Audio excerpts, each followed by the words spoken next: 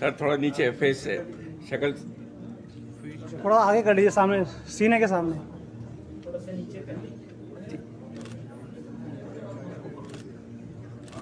Sir थोड़ा सा नीचे।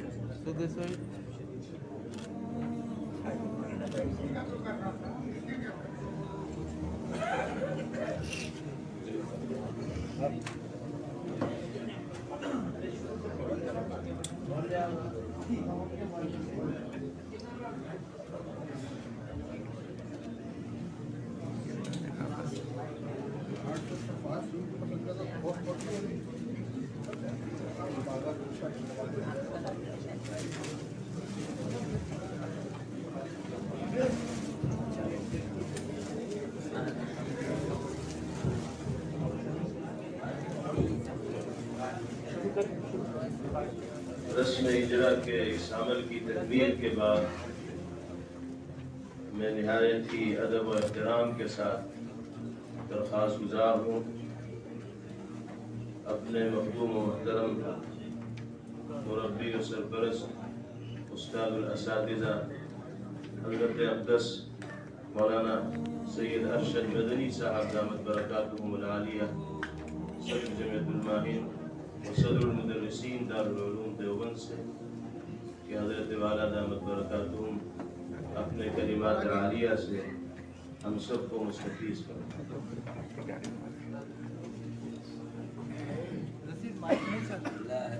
नीचे कर दो थोड़ा सा। अरे उसको चालू करो, माइक चालू है।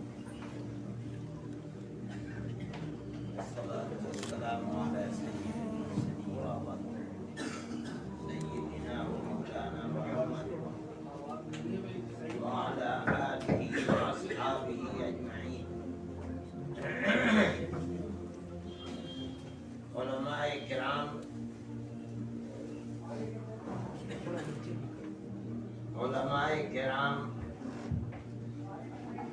मुअज़्ज़ज़ हाज़िरीन मजलिस,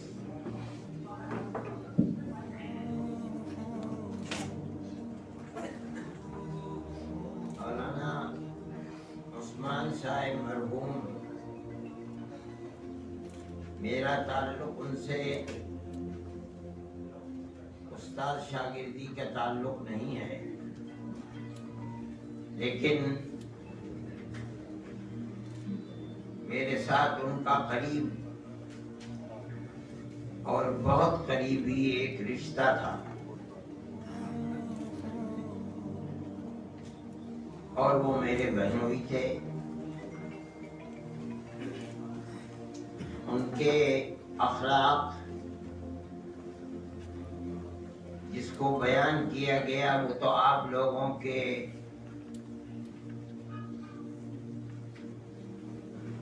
बयान की हुई वो चीज है जिसको आपने देखा है, उनकी घरेलू जिंदगी को आपने नहीं देखा।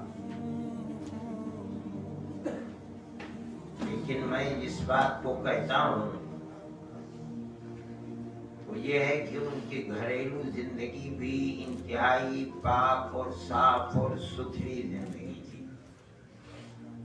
मैंने अपनी जो एक छोटा सा मजमून लिखा है 2 सफ़े का, उसके अंदर भी इसका जिक्र किया है। वक्त की तंगी है, मैं उसको तफसील के साथ जिक्र करूं ये बात इस वक्त मुमकिन नहीं है। जो उनकी जिंदगी के मुख्तलिफ पहलू थे उन सबको आप हजरात ने, उनके शागिर्दों ने और उनके साथियों ने जिक्र किया है।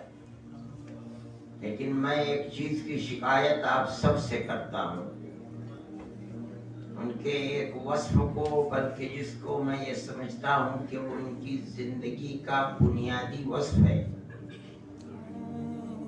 उनकी जिन खुसूसियात को जिक्र किया जा रहा है, मैं उस वस्फ को उनकी बुनियाद समझता हूँ। उसका किसी ने जिक्र नहीं किया। इस 2-2.5-3 घंटे की मजलिस के अंदर कोई उधर गया ही नहीं। मैं नहीं समझता हूँ कि आया उलमा की दिल से उसकी अहमियत खत्म हो गई یا یہ کہ آپ حضرات بھول گئے اور آپ نے اس کا ذکر نہیں کیا؟ دارالعلوم دیوبند کی ایک پرانی روایت تھی. میں چونکہ دارالعلوم میں سالہ سال ناظم تعلیمات رہ چکا ہوں، اس لیے میں اکابر اور بڑے بڑے بزرگوں کی تعلیمی زندگی کے سلسلے میں جو تعلیمات کا ریکارڈ ہے میں نے اس کو دیکھا ہے، وہ محفوظ ہے آج بھی. وہاں یہ سوال ہوتا تھا کہ ہر سال دارالعلوم کا میں آنے والوں کا داخلہ ہوتا تھا. اگر کوئی طالب علم 5 سال رہا ہے تو 5 سال، 7 سال رہا ہے تو 7 سال، کیا پڑھا کیا کیا. اور آخر کے اندر یہ لکھا جاتا تھا کہ وہ گیا تو کہاں گیا اور کب گیا. آپ اگر اس ریکارڈ کو دیکھیں گے، بڑے بڑے لوگ جو اب دنیا میں زندہ نہیں ہیں، تو آخر میں ریکارڈ میں یہ لکھا ہوا ہے کہ وہ یہاں سے اٹھے اور پھر اس کے بعد گنگو چلے گئے، حضرت گنگوئی کے پاس. اس زمانے کی چیز ہے. یعنی یہ سمجھا جاتا تھا کہ علمی اور تعلیمی اور اللہ کے بندوں کے درمیان کی زندگی مکمل ہو نہیں سکتی جب تک آدمی کسی صاحب علم اور صاحب تربیت، کسی بزرگ کی خدمت میں رہ کر تربیت نہ حاصل کرے. اس لیے ان اکابر کا وہ ریکارڈ بھی وہاں موجود ہے، کون ہے اور یہاں سے اٹھ کر گنگو چلا گیا، اس کے بعد اس کا ریکارڈ بند ہو گیا. ان کی زندگی کے اندر جو بھی محاسن اور کمالات ملتے ہیں وہ در حقیقت حضرت گنگوہی اور پہلے حضرت رائے پوری، حضرت شیخ الہند رحمہ اللہ، حضرت تھانوی رحمۃ اللہ علیہ، حضرت مدنی رحمۃ اللہ علیہ، ان حضرات کی زندگی کو اپنی زندگی میں اتارنے سے وہ ریکارڈ ملتا ہے اور وہ تربیت کے نقوش ملتے ہیں جن کو دنیا ذکر کرتی ہے. قاری صاحب رحمت اللہ علیہ کی زندگی کی بھی یہ ایک بنیادی صفت ہے جس کو کسی نے ذکر نہیں کیا. میں سمجھتا ہوں جانتا ہی نہیں کوئی. ذکر کرنے والوں نے اس کو تلاش کیوں نہیں کیا، مجھے اسی پر اعتراض ہے. یا تو انہوں نے اس کی اہمیت کو نہیں، یہ ایک المیہ ہے اگر ایسا ہوا ہے کہ ہم نے اس بنیاد کو جو در حقیقت دنیا کی زندگی میں کمالات کی بنیاد ہے اور موت کے بعد آخرت میں ترقی کی بنیاد ہے عند اللہ، وہ ایک بنیاد تھی، ہم نے اس کو ذکر نہیں کیا ہے. قاری صاحب رحمت اللہ علیہ فراغت کے بعد یہ نہیں ہوا کہ وہ کہیں بیٹھ گئے، منصور پور چلے گئے. انہوں نے اپنے رشتے کو قائم کیا حضرت شیخ الحدیث صاحب رحمت اللہ علیہ سے، اور وہاں رہ کر انہوں نے اپنے اخلاق کی تکمیل کرنی چاہیے. یوں سمجھیے کہ روحانیات کے ان مقام تک پہنچنا چاہا کہ جہاں پہنچ کر کے انسان کی زندگی ایک باکمال زندگی گزر سکتی ہے. حضرت شیخ الحدیث صاحب رحمت اللہ علیہ اس زمانے کے اندر کبھی جاتے تھے مدینہ منورہ، کبھی آتے تھے، یہاں تک کہ پھر وہ اس کے بعد چلے گئے. ان کے پاس رہ کر کے انہوں نے تربیت حاصل کی، ان کے بنائے ہوئے بتائے ہوئے معمولات کو اپنایا. پھر میں یہ جانتا ہوں کہ حضرت شیخ الحدیث صاحب رحمت اللہ علیہ نے باصرار بھائی صاحب کے سپرد کیا ان کو، اور یہاں رہ کر کے پھر انہوں نے جو طریقے اکابر اور مشائخ کے مختلف ہیں، پھر یہاں رہ کر کے ان کے بتائے ہوئے طریقے کو اختیار کیا اور اس کے اندر کمال حاصل کیا. میں اس کو اس لیے بیان کرنا چاہتا ہوں کہ ان کے اخلاق ہوں تب، خدا ترسی ہو جب، حقوق کی ادائیگی ہو تب، یہ تمام چیزیں کمال کو نہیں پہنچ سکتی جب تک آدمی کا دل و دماغ اللہ کی ذات سے اس طرح وابستہ نہ ہو جائے کہ ہر قدم پر اللہ دیکھ رہا ہے اور کل اس کی بارگاہ کے اندر ہمیں حساب و کتاب کے بعد جواب دینا ہے۔ یہ وصف اتنا اہم وصف ہے کہ آج جو ہم کو غصہ، ان کا غصہ صحیح ہماری زندگی بنی، وہ اسی لیے بنی ہوئی ہے کہ اول تو مربی نہیں رہے، اور اگر وہ ہیں بھی تو تربیت کا وہ جذبہ جو انسان کے اندر ہونا چاہیے وہ نہیں رہا ہے، اس لیے آدمی بن کر نکلتا بھی نہیں ہے، ابھرتا بھی نہیں ہے، اور جو لوگ ابھرے ہیں ان کی زندگی کی بنیادی اینٹ وہی ہے، اس کا ذکر نہیں کیا گیا۔ اگر اس کی اہمیت نہیں سمجھی گئی تو یہ تو رونے کا مقام ہے، اور اگر لوگ بھول گئے تو ٹھیک ہے، اس کی اصلاح کرنی چاہیے۔ قاری صاحب کے اندر جو تقویٰ تھا اور ان کی گھریلو زندگی تھی، اور راتوں کو اٹھنا تھا اور رونا تھا اور جاگنا تھا، رات کی وہ صفت ان کی دنیا کی زندگی کے اندر نمایاں تھی جس کا ذکر آپ کر رہے ہیں۔ میں یہ کہتا ہوں کہ یہ زندگی ساری کی ساری موقوف ہے اس تربیت کے اوپر جس پر چل کر انہوں نے اپنے اخلاق اور اپنی روحانی زندگی کو باکمال بنایا تھا۔ اللہ تعالیٰ اس کو قبول فرمائے، اور وہ انشاءاللہ آخرت کے اندر بھی ان کی روح ترقی کرتی رہے گی۔ یہ بنیادی چیز ہے، اس وصف کو بیان کرنا چاہیے تھا، نہیں ہوا بیان، خدا کرے بھول گئے ہیں وہ لوگ۔ اللہ تعالیٰ سے میں یہ دعا کرتا ہوں، وقت کی قلت ہے، میں نے تو ایک چیز کی طرف اشارہ کیا، جو کچھ آپ نے بیان کیا ہے، کسی نے بھی بیان کیا ہے، وہ صحیح ہے۔ اللہ نے ان کو تڑپتا ہوا دل دیا تھا، اور وہ کثرت ذکر ہی کی بنیاد پر استحضار ذات واجب الوجود کا ہوتا ہے، جو نبی کریم علیہ السلام کے زمانے میں اس کثرت ذکر کا محتاج نہیں تھا۔ ایمان کے ساتھ کسی صحابی کی نظر آپ کے چہرہ انور پر پڑنا، اور پھر یہ کہ اگر آپ کی نظر اس کے اوپر پڑ جائے اور اس کو تربیت کا موقع مل جائے تب، اور اگر تربیت کا موقع نہ بھی ملے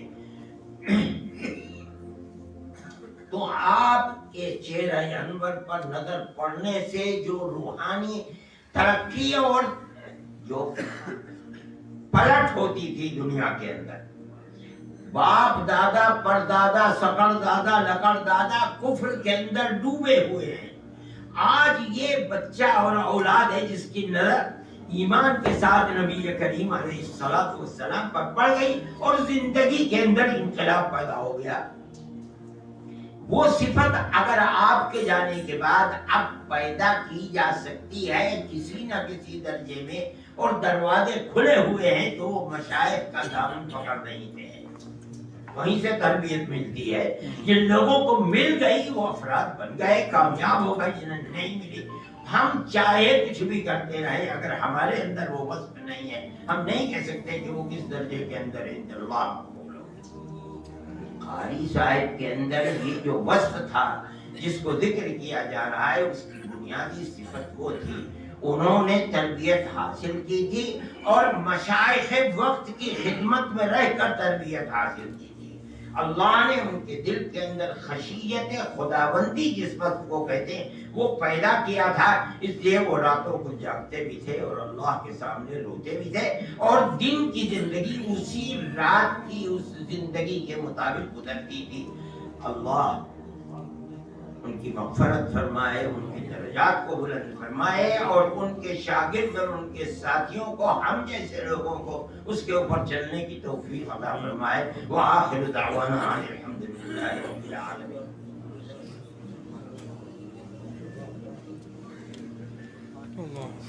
جزاکم اللہ خیر۔ آپ کے سامنے حضرت ہمارے چچا جان دامت برکاتہم نے جس بات کی طرف توجہ دلائیں، ہم سب اس کے لیے شکر گزار ہیں، کیونکہ تکمیل جو ہوتی ہے وہ اسی سے ہوتی ہے، یا تکمیل کا سفر جو شروع ہوتا ہے وہ اسی سے شروع ہوتا ہے۔ مجھے ہم لوگوں نے، ساتھیوں نے مشورہ کیا کہ کوئی ایسا کام کرنا چاہیے जो इल्मी हो और लोगों को उसकी तरफ तवज्जो दिलाएं। तो उस हवाले से जमीयत उलमा हिंद ने फैसला किया है कि एक अवार्ड का सिलसिला शुरू करेंगे मुजाहिद ख़त्म नबूवत अवार्ड के नाम से। मैं इसको पढ़ के सुना दूँ, फिर इसके ऊपर कुछ थोड़ी सी रोशनी 1-2 मिनट में डाल दूँगा। बयान अमीरुल हिंद राबे मुजाहिद ख़त्म नबूवत हज़रत मौलाना क़ारी सैयद मोहम्मद उस्मान साहब मंसूरपुरी नव्वरल्लाहु मक़दमहू सदर जमीयत उलमा हिंद उस्ताद हदीस व मुआविन मुहतमिम दारुल देवबंद। मुसाबक़े मक़ाला निगारी बज़ुबान उर्दू, हिंदी, अंग्रेज़ी। अब इसके 3 उन्वान तय किए गए हैं। असातिज़ा व तलबा मदारिस, उनके लिए एक हज़रत मौलाना क़ारी सैयद मोहम्मद उस्मान साहब मंसूरपुरी के रहमहुल्लाह के दौर सदारत में जमीयत उलमा की खिदमात, यानी जमीयत उलमा हिंद ने उनके दौर सदारत में जो खिदमात अंजाम दी हैं उस हवाले से मकाला लिखा जाएगा। ये मदारिस के लोगों के लिए है। असरी तालीमी इदारों से मुंसलिक अफराद के लिए, यानी कॉलेज और यूनिवर्सिटीज वगैरह के लोग जो दौलत ईमान की अहमियत और शरीयत इस्लामिया पर किए जाने वाले बेजा एतराज़ात और शुबहात का इज़ाला, ये एक मौजू है, क्योंकि आजकल ये बड़ी बीमारी फैल गई है। तीसरा है आम मकाला निगार, जिसमें उलमा और स्कॉलर सब लोग शामिल हो सकते हैं, तलबा भी। हिंदुस्तान में मुसलमानों का मुस्तकबिल, खतरात, इम्कानात और आइंदा के लिए लाहे अमल, ये एक मौजू है। तो ये 3 मौजूआत तय किए गए हैं।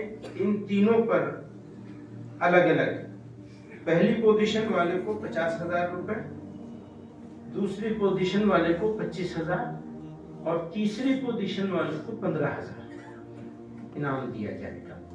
फिर जो मुनासिब मज़ामीन होंगे उनमें उन सब मज़मून निगारों को 3-3 हज़ार रुपये, जो जिनके मज़मून मुनासिब होंगे, मेहनत की गई है, ऐसे मज़ामीन मुरतब करने वालों को 3-3 हज़ार। तो ये आज फैसला हुआ है, आप हज़रात की खिदमत में पेश है। अब मैं दावत दूंगा हज़रत मौलाना मुफ्ती अबुल क़ासिम साहब नौमानी दामत बरकातहू मुहतमिम दारुल उलूम देवबंद को। यहाँ तशरीफ लाएंगे या वहाँ से करेंगे? आपके लिए जो ये है, ये वही जो दिया गया है, अच्छा, थैला भी सबको मिलेगा। भाई थैले लाओ जल्दी से। वो ये बहुत स्पेशल है, ये जिसको ये थैला मिला है सबसे पहले, वो बहुत स्पेशल है। तो आप यहाँ तशरीफ लाएंगे या वहीं से? जी मुनासिब। बिस्मिल्लाहिर्रहमानिर्रहीम। अल्हम्दुलिल्लाहि रब्बिल आलमीन वस्सलातु वस्सलामु अला सय्यिदिल अंबिया'i वल मुरसलीन सय्यिदिना व मौलाना मुहम्मद व अला आलिहि व अस्हाबिहि अजमईन। अम्मा बअद। क़ाल नबी सल्लल्लाहु अलैहि वसल्लम उज़्कुरू महासिन मौताकुम औ कमा क़ाल सल्लल्लाहु अलैहि वसल्लम। मुहतरम हज़रात उलमाए किराम, बुजुर्गान मिल्लत, दानिशवरान कौम, हाज़रीन मजलिस, अमीरुल हिंद राबे नंबर का इजरा का अमल आपके सामने मुकम्मल हो गया और किताब की रुनुमाई भी कर दी गई। 800 सफ़हात का मुश्तमिल जो मज़ामीन इसके अंदर शामिल किए गए हैं उन्हें आप पढ़ेंगे और उनके मुख्तलिफ मुख्तसर अज्जा पर रोशनी भी डाली गई। और एक बहुत अहम हिस्सा जिसका जिक्र नहीं आ सका, हज़रत अमीरुल हिंद दामत बरकातहू ने उसके बारे में रहनुमाई फरमा दी। मुझे अब उस मौजू पे कुछ नहीं कहना है, क्योंकि मामला यूँ है कि ज़फ़र ताब कदम हर कुजा के मीनी गरम करिश्मा दामन दिल में कशत के जारी जास। कौन सी खूबी को जिक्र किया जाए, किसको नज़रअंदाज किया जाए। ہاں یہ جو مجموعہ ہے جو آج اس کا اجرا ہو رہا ہے ایک وقت گزرنے کے بعد ایک تاریخی ماخذ بن جائے گا. جیسا کہ شیخ الاسلام نمبر، مولانا آزاد نمبر، مجاہد ملت نمبر آج کتب خانوں کے اندر ایک مرجع اور ماخذ کی حیثیت سے محفوظ ہے، اور پھر اس کے حوالے سے مضامین لکھے جائیں گے اور تذکرے کیے جائیں گے، شواہد بھی ان کو پیش کیا جائے گا. تازہ خواہی داشتن گرد داغ ہائے سینہ را، گاہے گاہے باز خواہی قصہ پارینہ را. اس کی قدر و قیمت جو آج ہے وقت گزرنے کے بعد اس میں برابر اضافہ ہوتا چلا جائے گا. ضرورت اس بات کی ہے کہ حضرت قاری صاحب نور اللہ مرقدہ کی درخشندہ زندگی کے جن گوشوں پر روشنی ڈالی گئی ہے، ہم مختلف میدان عمل میں مصروف عمل لوگ اپنی اپنی صلاحیت اور اپنے ضرورت کے مطابق ان سے روشنی حاصل کریں اور ان پر چلنے کی کوشش کریں. اللہ تعالی ہمیں اس کی توفیق عطا فرمائے. اس پروگرام کے انعقاد پر میں صدر جمعیت علماء مولانا محمود مدنی دامت برکاتہم، اس پرچے کے مرتب کرنے کے ذمہ دار حضرات اور تمام ذمہ داروں کا شکریہ ادا کرتا ہوں. اللہ تعالیٰ اس خدمت کو قبول فرمائے. وآخر دعوانا الحمدللہ رب العالمین. دعا سے پہلے ایک ضروری اعلان یہ ہے کہ جن حضرات کے مضامین اس شمارے کے اندر شامل ہیں ان کو نیچے جمعیت لائبریری سے یہ شمارہ ملے گا، اور جو حضرات قیمتاً یہ شمارہ لینا چاہتے ہیں تو آج رعایتی قیمت 350 روپے میں ان کو یہ شمارہ ملے گا. اور دعا کے بعد کھانا تیار ہے. جو حضرات ابھی کھانے سے فارغ ہونا چاہیں وہ فارغ ہو سکتے ہیں اور جمعے کی نماز کے بعد بھی کھا سکتے ہیں. حضرت سے گزارش ہے دعا.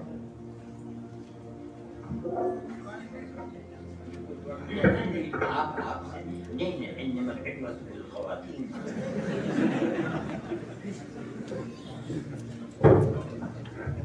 اللهم صل على سيدنا مولانا محمد وآله وصحبه وبارك وسلم. ربنا آتنا في الدنيا حسنة وفي الآخرة حسنة وقنا عذاب النار. اللهم وفقنا لما تحب وترضى من القول والفعل والعمل والنية والهدى. اے اللہ ہم سب کے جمع ہونے کو قبول فرما. اے اللہ تیرے جس نیک بندے کا ذکر خیر اس مجلس میں کیا گیا ہے، اے اللہ اس سب کو اپنے یہاں شہادت الارض کا درجہ عطا فرما. حضرت مرحوم کے درجات کو بلند فرما.